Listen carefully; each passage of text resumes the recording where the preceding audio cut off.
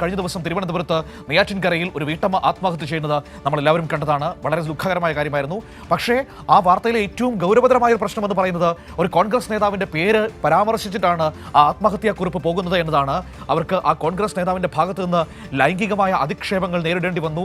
അതിനെ തുടർന്നാണ് ആത്മഹത്യയിലേക്ക് പോയത് എന്ന ഏറ്റവും ഗൗരവതരമായ പരാമർശം ആത്മഹത്യാക്കുറിപ്പിലുണ്ടായിരുന്നു. ആ കോൺഗ്രസ് നേതാവിൻ്റെ പേര് ജോസ് ഫ്രാങ്ക്ലിൻ എന്നാണ്. തിരുവനന്തപുരത്തെ DCCയുടെ ജനറൽ സെക്രട്ടറിയാണ്.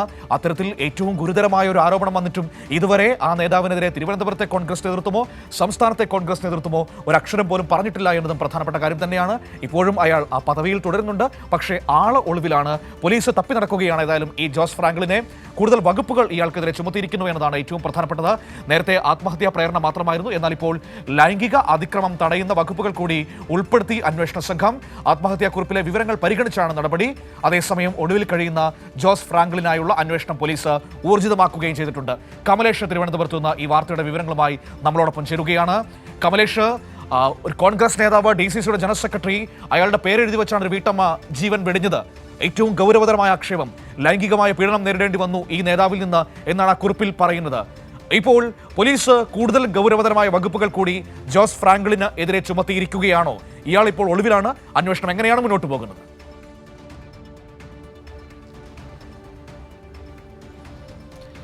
മനു, 8-ാം തീയതിയാണ് ഈ സംഭവം ഉണ്ടാകുന്നത്. അന്ന് തന്നെ പോലീസ് FIR ഇട്ട് കേസ് രജിസ്റ്റർ ചെയ്ത് മറ്റ് നടപടിക്രമങ്ങളിലേക്ക് കടന്നിരുന്നു. എന്നാൽ പിന്നീടാണ് ഈ ആത്മഹത്യാക്കുറിപ്പ് ഉൾപ്പെടെ ലഭിക്കുന്നത്. അതിൽ വളരെ കൃത്യമായി തന്നെ DCC general secretary Jose Franklin, അതായത് നഗരസഭ കൗൺസിലർ കൂടിയാണ് അദ്ദേഹം, കോൺഗ്രസിൻ്റെ സമുന്നതനായ ഒരു നേതാവ് കൂടിയാണ്.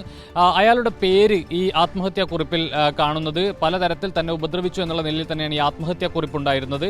അതിനുശേഷം ഈ വീട്ടമ്മയുടെ 2 മക്കളും ജോസ് ഫ്രാങ്ക്ലിനെതിരെ മൊഴി നൽകിയിട്ടുണ്ട്. അമ്മയെ പലതരത്തിൽ ഉപദ്രവിക്കാൻ ശ്രമിച്ചിട്ടുണ്ട് എന്ന് മക്കളും മൊഴി നൽകി. ഇതിന്റെ അടിസ്ഥാനത്തിൽ ആദ്യഘട്ടത്തിൽ ആത്മഹത്യാ പ്രേരണ കുറ്റം മാത്രമാണ് ജോസ് ഫ്രാങ്ക്ലിനെതിരെ ചുമത്തിയതെങ്കിൽ പിന്നീട് ലൈംഗിക അതിക്രമ കുറ്റം കൂടി ചേർത്തുകൊണ്ട്, കൂടുതൽ വകുപ്പുകൾ ചേർത്തുകൊണ്ടാണ് ഇപ്പോൾ കോടതിയിൽ കഴിഞ്ഞ ദിവസം ഈ റിപ്പോർട്ട് സമർപ്പിച്ചിട്ടുള്ളത് എന്നുള്ളതാണ് ഏറ്റവും പ്രധാനപ്പെട്ട കാര്യം.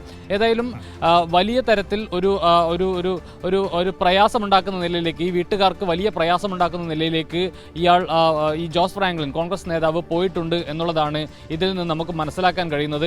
ഒരു ലോൺ ശരിയാക്കി തരാം എന്ന് പറഞ്ഞാണ് ഈ തരത്തിൽ സഹായിക്കാം, പക്ഷേ പകരം ലൈംഗിക താല്പര്യങ്ങൾക്ക് ഉൾപ്പെടെ അവരെ നിർബന്ധിക്കുന്ന, അല്ലെങ്കിൽ ആ നിലയിൽ അവരോട് ഇടപെടുന്ന ഒരു സാഹചര്യമാണ് ഉണ്ടായിട്ടുള്ളത്. ഇതിൽ മനംനൊന്താണ് ആ വീട്ടമ്മയ്ക്ക് തീ കൊളുത്തി ആത്മഹത്യ ചെയ്യേണ്ട ഒരു സാഹചര്യം ഉണ്ടായിട്ടുള്ളത്. ഏതായാലും പോലീസ് ഇതിന്റെ അന്വേഷണം വളരെ കൃത്യമായി കൊണ്ടുപോവുകയാണ്. ഈ ജോസ് ഫ്രാങ്ക്ലിന്റെ ടെലിഫോൺ രേഖകൾ, അതുപോലെ തന്നെ സാമ്പത്തിക ഇടപാടുകളെല്ലാം തന്നെ പോലീസ് അന്വേഷണ സംഘം പരിശോധിച്ച് വരികയാണ് എന്നുള്ളതാണ് നിലവിലെ സാഹചര്യം. ഏതായാലും ഈ ജോസ് ഫ്രാങ്ക്ലിനെതിരെ ഗുരുതര വകുപ്പുകൾ ചേർത്തുകൊണ്ട് ആത്മഹത്യാ പ്രേരണ കുറ്റം എന്നതിനൊപ്പം തന്നെ ലൈംഗിക അതിക്രമം ഉൾപ്പെടെയുള്ള കുറ്റങ്ങൾ ചേർത്തുകൊണ്ട് തന്നെയാണ് കോടതിയിൽ റിപ്പോർട്ട് നൽകിയിട്ടുള്ളത് എന്നുള്ളതാണ് ഏറ്റവും പ്രധാനപ്പെട്ട കാര്യം. പക്ഷേ ഈ നിമിഷം വരെയും ഈ വിഷയത്തിൽ, അതായത് കോൺഗ്രസിന്റെ DCC ജനറൽ സെക്രട്ടറിയാണ്, കൗൺസിലറാണ്, പക്ഷേ ഒരു തരത്തിലുള്ള ഒരു പ്രതികരണവും കോൺഗ്രസിന്റെ നേതാക്കളുടെ ഭാഗത്തു നിന്നും ഉണ്ടായിട്ടില്ല എന്നുള്ളതാണ് ഏറ്റവും പ്രധാനപ്പെട്ട കാര്യം. അതേസമയം ഈ സ്ഥാനങ്ങൾ രാജിവെക്കണമെന്നാവശ്യപ്പെട്ട് CPIM അടക്കമുള്ള സംഘടനകൾ വലിയ പ്രതിഷേധവുമായി രംഗത്തെത്തുന്നുണ്ട്. കഴിഞ്ഞ ദിവസം ചില മഹിളാ സംഘടനകളെല്ലാം തന്നെ